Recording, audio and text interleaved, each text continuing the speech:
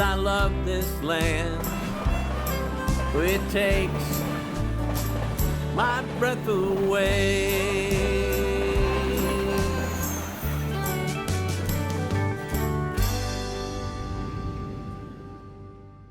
Welcome to Texas 10. I'm M'Lissa, and who are you? I'm Jet Rink Steve today. We are going to talk oil today. We're going to Beaumont, Texas, or we've been there, but we're taking you to Beaumont, Texas and Jefferson County. So Beaumont, well, and you say Beaumont, Port Arthur too, Yes. which is part of Jefferson County. And Beaumont plays such an integral part in the history of Texas, especially the economic history of Texas. Yes, everybody has heard about Spindletop. And if you go to Beaumont, you too can learn about Spindletop. Every other place is Spindletop something. You can go to the Spindletop Cafe, you go to Spindletop store, all the rest of it. But it's deservedly so. Yeah. It is really fascinating. Beaumont, I'd like to start with kind of their museum, since we started off with Spindletop. And they've got some great museums. And one is the Texas Energy Museum, which is really where you learn about so much about energy in Texas and the oil fields and all of that. Sort of why it's so Right. important and how it actually works. And because like you look at our picture back there, and so Spindletop hit in 1901, and the technology isn't anything like it was today, but the basics were there. And so you go from there until today, and obviously the energy business plays a huge part in Texas and a huger part in Southeast Texas. And that museum is really great because it takes you on, you can learn a lot about science and geology, but you can also learn a lot about the history. And I think it's a great place for adults, but it's a great place for kids too. It was really interactive.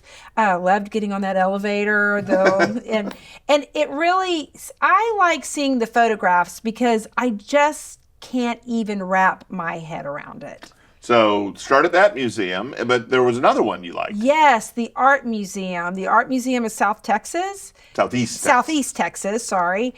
They had some beautiful works of art. I think my favorite is they had some Mexican,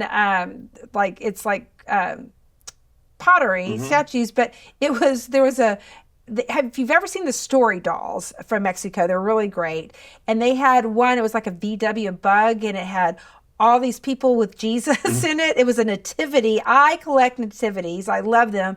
And it was a nativity scene in a VW bug. And it had all these different nativity scenes, and that was cool. But it also had beautiful paintings, photography exhibits. The photography exhibit that was there, I really, really enjoyed that. It was spectacular. So it's a really great art museum. And then kind of across the street from that was the library in this.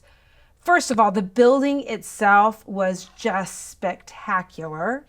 If you'll remember, we saw somebody doing their wedding portraits at the building. So Yes, that it tells is. You the sort of... It's stunning. Like all the photographers know it, I'm sure. And it's got an amazing collection. I mean, they are very, you have to be very careful in there. The curators are very protective because they have this great collection of Texas books and biggest probably volume-wise collection of Texas books I have seen in one place.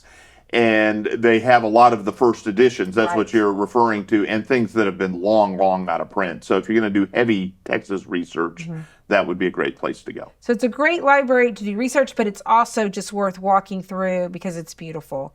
And then also in that downtown area is the theater, which, what's the name of the theater? Jefferson The Jefferson Theater, of course, in Jefferson County.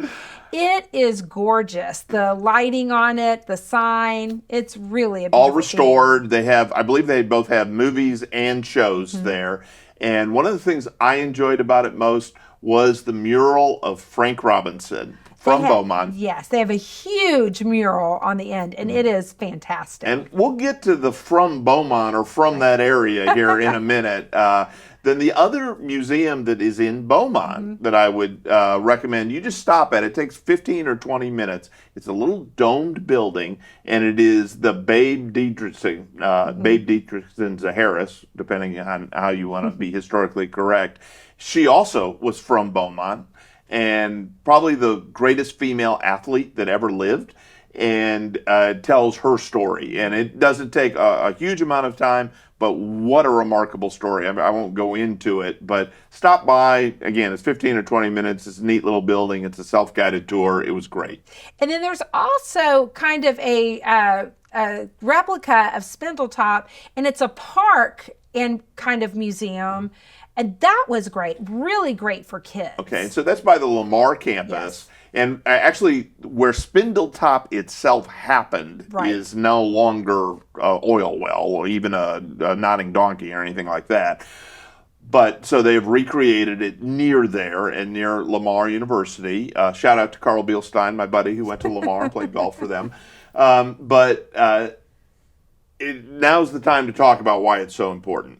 1901, Texas was agricultural state, cash poor, always had been, and this oil well came in. And so there had been oil discovered in the United States. The well itself was prodigious. It blew for 9 days before they could get it under control. There was just oil everywhere. And that just showed how much was under the ground. And it was a happy marriage of that happening at the start of the Industrial Revolution when there was a demand for it. And so it started out an oil craze like no other. We've had several booms and busts, many booms and busts over the years, but it was the biggest boom probably ever. And just to give you an idea, Exxon, Mobil, which was Magnolia, Texaco, Amoco, Sun Oil, all of these huge companies got their start at Spindletop. And then it's interesting just to drive through kind of the modern day oil refineries. I mean, I would say Beaumont. I think when people think about Beaumont, they're like, oh, Beaumont, because it's very industrial. It is industrial. But it's really interesting to drive through. Remember we drove through and we stopped at that park and the whole view was the refineries. And oddly, at night, it's beautiful because they're all lit up. So that was great. So that's the main history. But obviously, lots of other things have gone on in Beaumont, but it just sort of dwarfs everything. So get to all of those places, but also go to Port Arthur. Yes. Well, before you go to Port Arthur, go to the county courthouse. Oh, yes. Great courthouse. It is really beautiful. It's unique. It's not a typical Texas courthouse. It's, what would you say, kind of... I'm not an architect. I don't either, but it's a really tall center. It's big. It's very pretty. It's Yes. very, very pretty. And then go to Port Arthur, because you want to know a who's who of that comes from Jefferson County. It is unbelievable. It's remarkable. And so there's this little museum, the Museum of the Gulf Coast. And the second floor was my favorite because it highlighted all of the people who came. It's entertainers, athletes. I mean, like my favorite that comes from that area is Janis Joplin. And so, and it has a little bit about her story.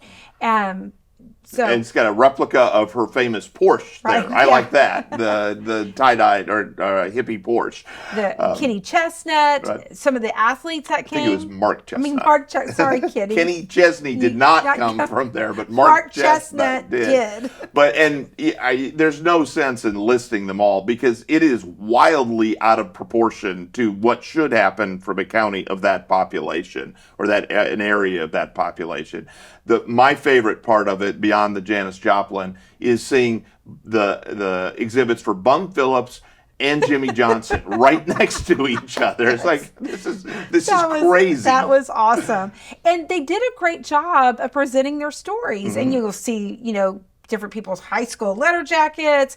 I loved seeing the band. They had the case with all of the old band uniforms. It just spoke to, one, like I said, it's wildly out of proportion. You do not what you expect, but people from that area are proud to be from that area. Yes. So and like I said, not a lot of people think about going to Beaumont, but it really surprised us. Well, there's one other reason I want to say to go to Beaumont.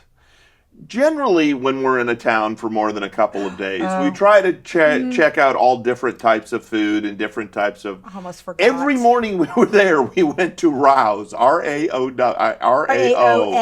apostrophe S, I think. I think I'm saying it right.